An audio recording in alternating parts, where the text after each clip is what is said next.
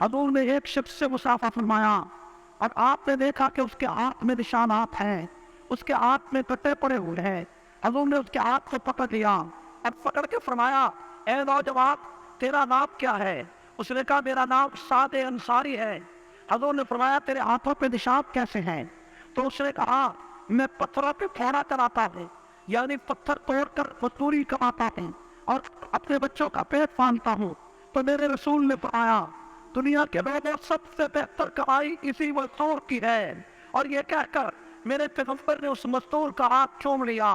مزدور کا ہاتھ چوما، میں نے چیلنج کیا کہ آؤ لینن سے پوچھو، باپ سے پوچھو، انگلینڈ سے پوچھو، اور برطانیہ کے چرچل سے پوچھو، شکسپیئر سے پوچھو، روسو اور بیدرک سے پوچھو، کتنے بڑے بڑے فرما روا اور کتنے بڑے بڑے مصلح مربی ریفارمر دنیا میں آئے، لیکن ایسا بھی کوئی شخص آیا کہ جس نے اپنی امت کے ایک مزدور کا ہاتھ چوما ہو۔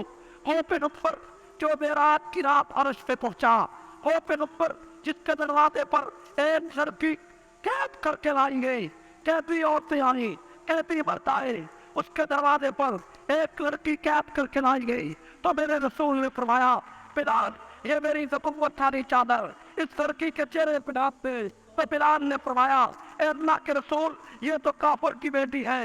میرے نبی نے فرمایا بلال بیٹی بیٹی ہوتی ہے، چاہے کافر کی ہو چاہے مسلمان کی ہو، آج تو کافر کی بیٹی کے سر پہ کپڑا ڈالے گا، قیامت کے دن خدا تیرے گناہوں پہ پردہ ڈالے گا۔ میرے پیغمبر نے اس رحمت کو دیکھو، ایک مزدور کے ہاتھ کو میرے نبی نے چوما ہے اور یہ فرمایا اور کل اجیر علی اجر قبل نہیں یہ جفار کا ہو، مزدور کا پسینہ خشک ہونے سے پہلے مزدور کی مزدوری ادا کر دو۔ یہ اعلان سب سے پہلے دنیا میں کرنے والا نخوت الجانبین ہے۔